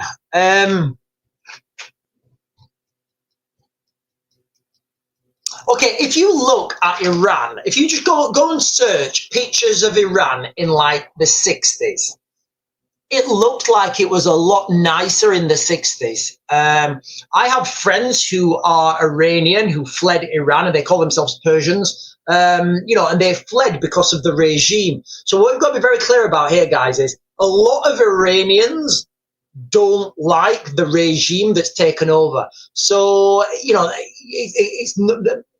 it's not as cut and shut as it seems. Linda Lou is saying, Sean, do you think pro-Palestine will consider those against the boat people as pro-Israel? Yes, I do, Linda Lou. Yes, I do, Linda Lou. And remember you remember a few of the things I've said. Like when the summer of carnage comes, it's going to be like them and them and them and them versus them and them and them and them and them versus them and them and them and them. But those are allied against those and those guys. It's going to be, literally a summer of carnage. So yes, in response to Linda Lou, that is yes, what I'm saying. CC Outdoors is saying, it's funny these conflicts occur in countries that don't have a central bank. Yeah, it is, isn't it? It is. And I heard that, hang on, let me just do this. Wasn't Saddam Hussein also going to start to sell his oil in euros? Let me just check this.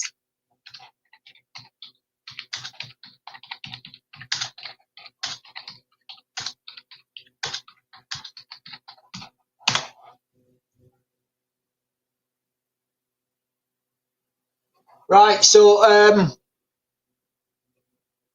in 2001 there was I'm just looking here, guys. In 2001 Baghdad the Iraqis started talking about moving to euros. So rather than using the dollar to sell their oil, they were gonna start using the euro. Take of that what you want, ladies and gentlemen. Take of that what you want. Hang on.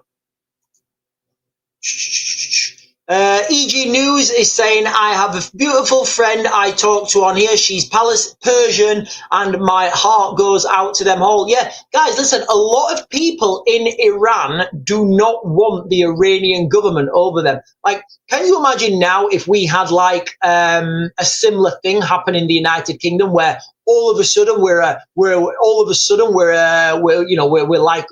the Iranians? So that could cause civil war on our streets when both protest. Yeah, Linda Lou, I think there's going to be more than 2 factions protesting. CC Outdoors, yep, Libya wanted African currency. Right, let me come on to YouTube's. Right, guys, it is going absolutely crackers at the moment.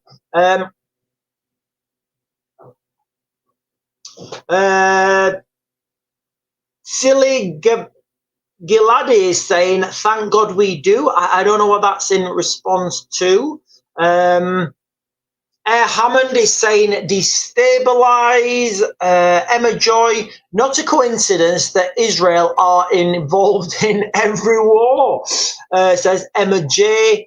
Gavin Ritchie says, if Pakistan set the missiles off, then it's going to wipe Israel and shock the world. I don't see that happening anytime soon now. So I think Gavin here is saying that Pakistan might send nuclear missiles over to Israel and wipe that and shock the world. I don't see that happening, guys. I really don't see that happening. And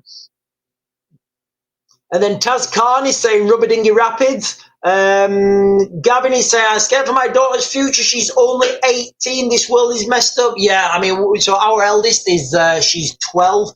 But don't worry, guys. Don't worry, because the kids now, they're going to have the new golden age. They're going to have the new golden age when all this is gone, when all this is over, around about 2030, when all this is over, we're going to move into the new golden age. Yeah, Emma J, we've done that, but you can never change anything by war. It just never works. The Iranian government will just get more support. Taz Khan says you can never change anything by war. It just never works. The Iranian government will get more support. So one thing that happened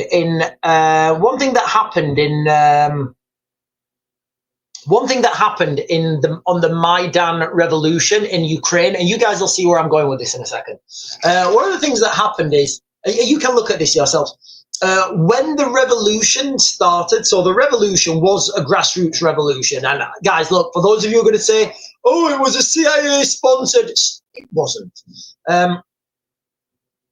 It was because the people of Ukraine wanted closer ties to the European Union. They wanted more money. They wanted a better life for themselves. But then the president, then Viktor Yanukovych, he signed a decree that gave them actually more ties to Russia. Anyway, one of the things that Facebook did, Facebook moved in there and they said, right, we are going to give you guys, if you download our app, we're going to give you free calls and free messaging. So you could do free calls and free messaging. Now, with those free calls and free messaging, you downloaded that app. So you had the Facebook app. Now, who was controlling the algorithm on Facebook? You see where I'm going with this, guys? If you can control enough influence of those people, so if the United States or whoever can control enough media influence in Iran, you really could see a regime change, and that could come from within.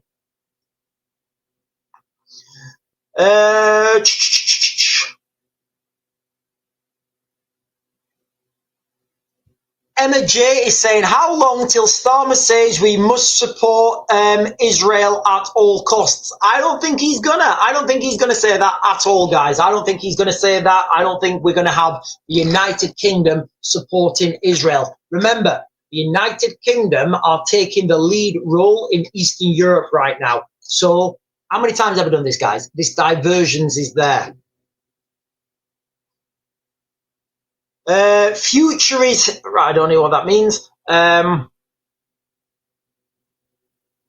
Claire is saying, a 96-year-old man that I look after was in Palestine for 3 years in the 1940s. There was peace before the militants. So when we're talking about this situation, guys, look, the only I don't really want to, like, focus on this too much, but the word Hamas, it literally means violence. So if you're calling your organization violence, what do you think that is? Like, what do you think that is? You know. Right, guys, listen, I am going to close you down on, I'm going to close TikTok down now, guys, because it's been absolutely wild. Oh, hang on. Right, EG News is saying, what do you think will happen once the grooming gangs scandal kicks off? So for those of you who don't know, Keir Starmer's now announced that he's going to have a national inquiry into these grooming gangs. I don't think it's going to happen, guys. I don't think it's going to happen. I think he's saying it's going to happen. I don't think it's going to happen. If it happens, I'll be very surprised. Right. Tanya Marie is saying the UK has sent planes to Israel. Tanya Marie, I think the UK have sent planes to RAF Akrotiri.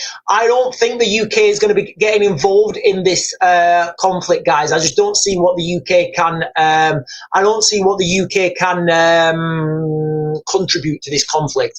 We wouldn't. All the UK would do by contributing is put a target on our own back from potential militants that are already in this country. Right, guys, listen, I'm going to close you guys down on YouTube. I'm not going to close YouTube. I'm going to close you guys down on TikTok. I am going to be over on YouTube for a couple of minutes because there's quite a few questions. A lot of the things that we can't say on TikTok, we can say openly on YouTube. So I'm going to be over on YouTube for a minute, guys. I'm just going to close this down on TikTok. Guys, if you've got to the end, do not forget to like and follow and subscribe. All those things that help this channel grow. Now, how do I turn this off? Because I have that awkward couple of minutes now where I'm trying to turn TikTok. There we are. That one. Right. I'll see you later, TikTok, guys. Right. I think we're off on TikTok. Yes. Are we off on TikTok? Yes, we're off on TikTok. Right. I've got a couple of buttons I need to press. I think that one. Right, okay, so you guys over on YouTube, what's happening here? Right, listen, we've been talking about sleeper cells in the United Kingdom. I can talk about this on YouTube, right? I would speculate that because there are, as of 2020, I think it was, 2020, the Home Office said that there are 40,000 people on watch lists in the United Kingdom. Now, 40,000 people is a lot, guys. We know that the United Kingdom has the biggest Pakistani community in Europe, over 1.6 million people who claim to have Pakistani heritage. I think those numbers are low, but so we've just had the Pakistani Minister of Defense is calling for all Muslim nations to unite against Israel. It's a bit of a bully, isn't it? A bit of a bully. It's only little Israel. But what I would say would happen in the United Kingdom if the UK did get overtly involved in this conflict, I would speculate that if that happened, you would have a massive uprising from the Pakistani community. And if you think you've seen things bad recently, imagine them on a global spectrum. Now, you've got a global conflict of an industrial scale in various regions. And guys, look, I don't think it's too long before India and Pakistan refuel their hostilities towards each other. Claire, hang on. Is it true about the dead hand in Russia? Right, okay, so Gavin Richards here is saying, is it true about the dead hand in Russia? I'm assuming what he means there is it true that Russia have something called a dead hand? So the dead hand in Russia, and again, so what it's supposed to be is if somebody takes out all the leadership and all the politicians in Russia, then there are systems in place with the Russian military where they can fire their nuclear weapons without anybody actually pressing the buttons. I would say that it's probably one of those things that the Russians have conceptualized that maybe, that probably doesn't work because the technology behind that, I mean, how do you even do that? What if somebody takes their little sensor off or something? How does that work? Like, under what scenarios does that work? I think it's a good thing to say that they have, but ultimately, I think the dead hand in Russia would be somebody pressing the button, not a computer system. Silly Galadi is saying, no, there was not. I don't know what that is in response to, but okay.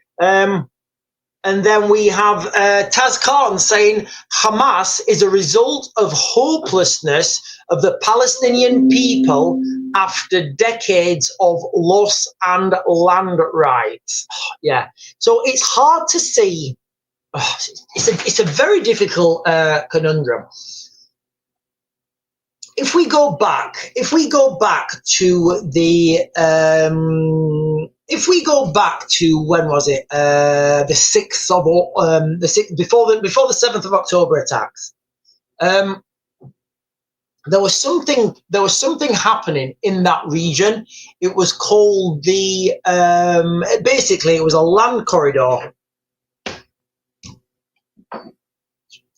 Basically, it was a land corridor, a trade route through Saudi Arabia, through Jordan, through Israel to the Mediterranean. Now, this would have totally cut out Iran from their regional influence because, as you know, I've said quite a few times, most of the trade in that region has to go through the Strait of Hormuz. And although the Strait of Hormuz, as I understand it, is open now, at any time that they want, the Iranians can close the Strait. Let me just do a quick search for it, guys.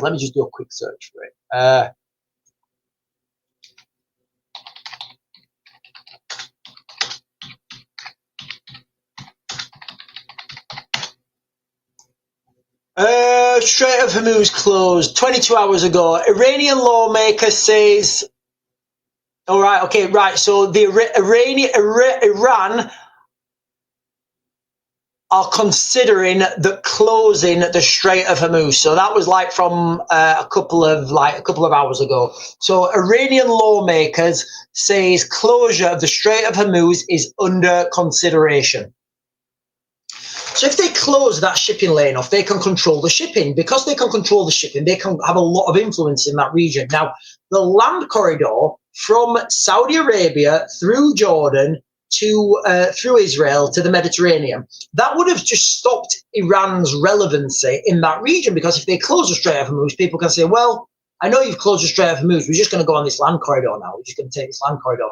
What that would have done, that would have brought money into Palestine, that would have brought money into Gaza, because over time, you know, people in Gaza would have seen that they're having a lot of trade into that region. So why not open a port? Why not have investment? When people start earning money, they don't want to transcend themselves to a beam of light. They don't want to become militant dissidents. So I think that was a big key contributor to why the 7th of October attacks went in, because Iran was was potentially about to lose its influence in that region.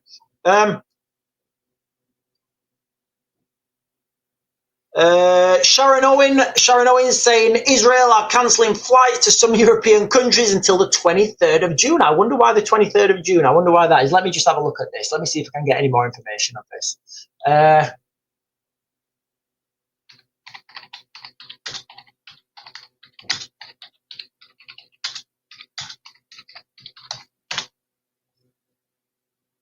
9 minutes ago, Israel's Air cancels flights to and from many cities until the 23rd of June.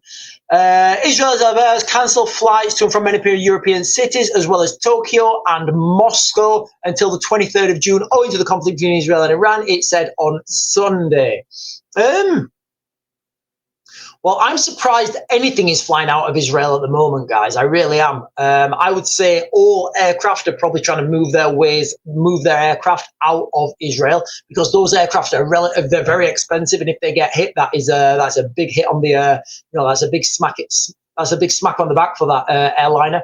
Once approvals are received from the relevant security and aviation authority, we will do everything possible to allow as many Israelis as possible to return home, gradually resuming our regular flight schedule.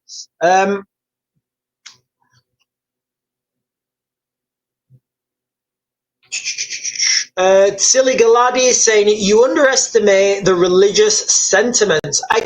Elaborate on that. Can you elaborate on a little bit more on the religious sentiments? Carol Buckley is saying, Sean, why do you think well, we can say it now, can't we? The grooming gangs inquiry won't happen? Personally, I don't think it will happen because it will implicate a lot of Labour MPs, and this is my opinion, guys. Obviously, until the inquiry is actually done, we don't know. But remember, I grew up in Rotherham. I know how these things were working.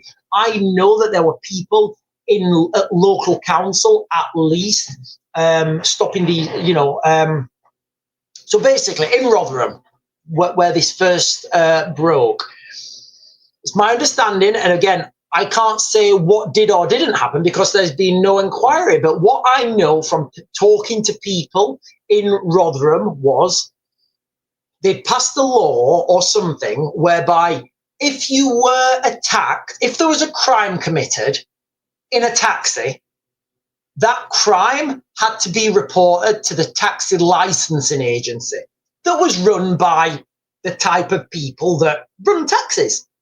Take from that what you want. Now, so what was happening is girls were getting, not just this, but this is one of the things that was happening. So girls were getting attacked in taxis.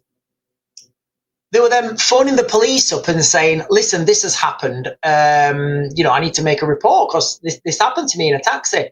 The police were saying, well, if it happened in a taxi, you need to speak to the taxi licensing and then they'll refer it to us. So I said, right, okay. So then they phoned the taxi licensing up and the taxi licensing said, whoa. That's a serious crime. That's dealt with by the police, not us. And then they phone the police up, and you see, and all the time, and that seems ridiculous, doesn't it? But can you imagine all this time, that young girl, or you guys know what happened in Rotherham, those girls are just wanting to forget about it. They're just wanting to move on with their lives. They're not wanting these wounds to be reopened. So, that was one of the things that was happening in Rotherham.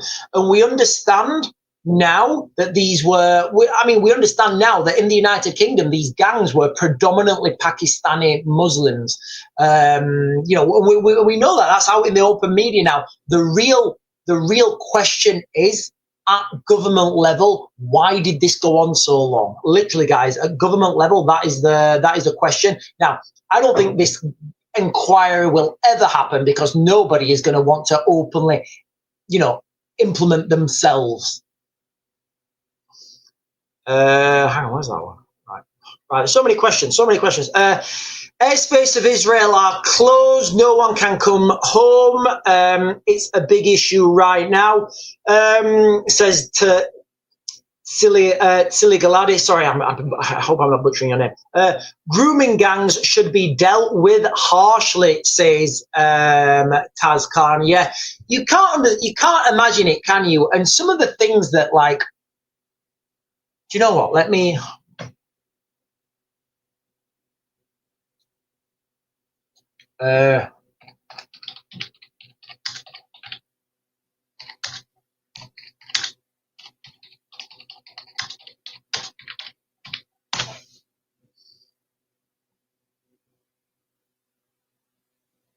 All you need to do, guys, is look at what's the MP Katie Lamb. Katie Lamb did a speech and she talked about some of the horrific things that these girls have gone through. And yeah, I think they should be dealt with harshly as well.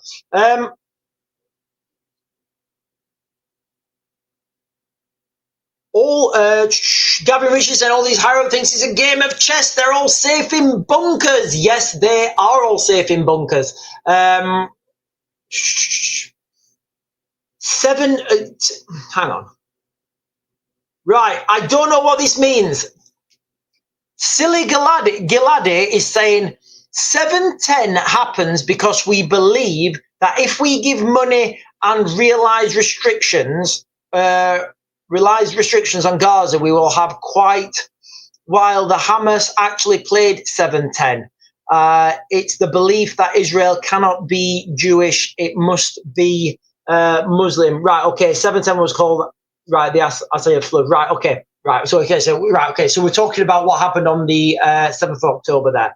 I mean, some of the things coming out of Israel, guys, on the 7th of October was absolutely insane. Too many people involved with the gang inquiries. It goes higher than you think, says Rachel Lee.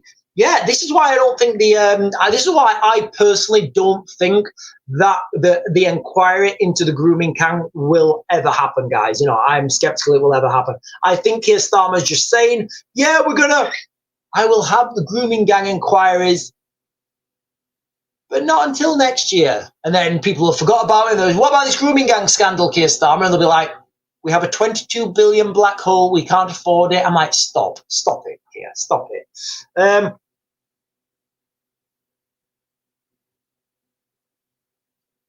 Right. Gavin Richards, government don't care about us, just money and power comes down to it. So, right, yeah. So this is like, so quickly, before I close this down, I've been talking about the Summer of Carnage coming to the United Kingdom. What's going to happen after the Summer of Carnage? So the Summer of Carnage will pretty much stop as soon as the kids go back to school. That's when it'll stop.